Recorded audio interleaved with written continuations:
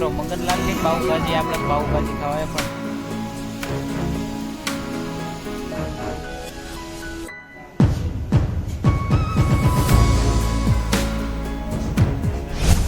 જયલેરાના રાતે મિત્રો આજે છે અષાઢી બીજ, એટલે કે અષાઢી બીજ વર્ષથી એકવાર આવતી હોય ને અષાઢી બીજનો ખાસ એવો મેળો હોય છે ઘણી જગ્યાઓ.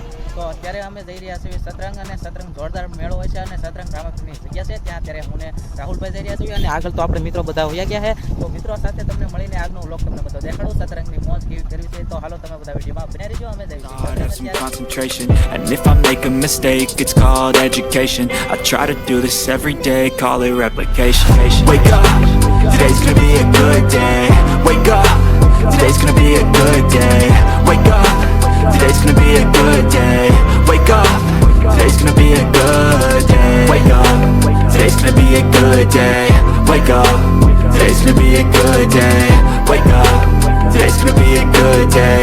Wake up, today's gonna be a good day. So life ain't easy, yo, I think there's a reason though. Ups and downs, just like every different season, yo. Sometimes I'm high, other times I'm barely breathing, though.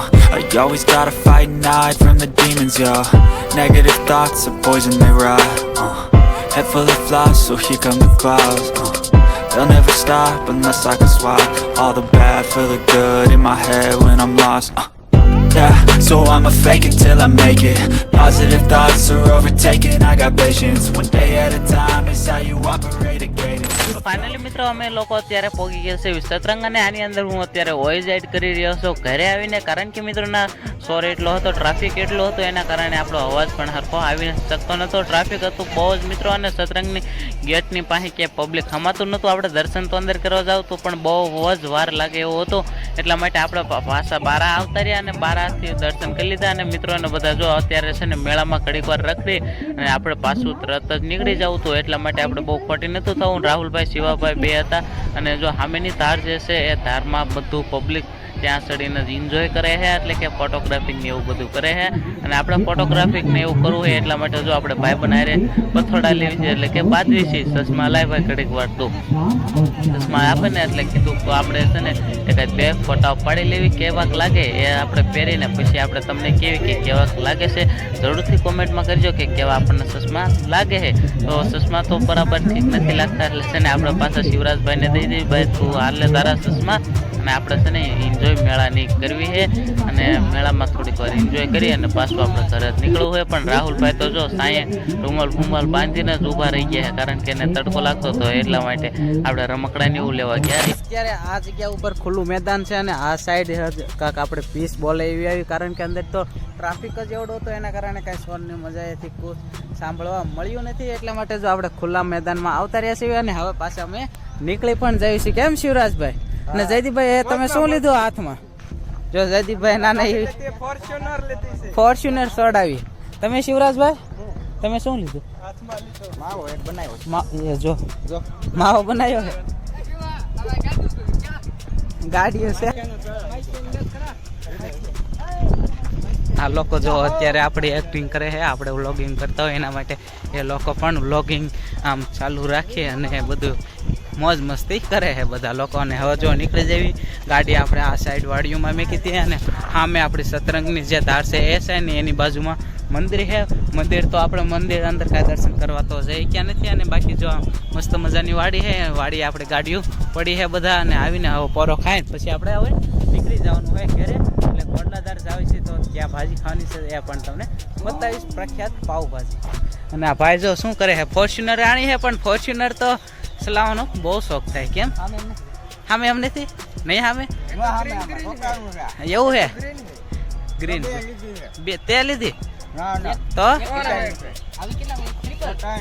લે, હવે બાકી છે કઈ તો વાંધો નહીં. તો હાલો હવે ગાડીઓ લઈ લો.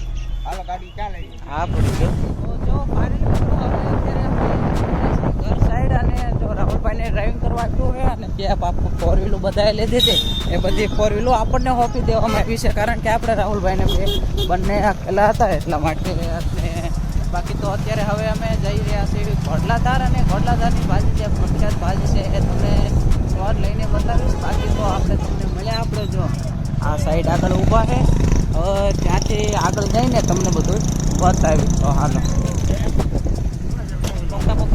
કે આપણને એક મળી ગયો પવન ચક્કો કાંક અલગ પ્રકારનો આપણે જે વિસ્તારમાં હોય પવન ચક્કા એ હળંગ હોય છે અને આની અંદર જો થાંભલો બનાવી અને વચ્ચેથી કટ મારી અને પછી પવન ચક્કો બનાવવામાં આવ્યો હોય. આ સાઈડ આ વિસ્તારની અંદર બધી સાઈડ એ જ રીતના પવન ચક્કા બનાવવામાં આવે છે જો આ રીતના.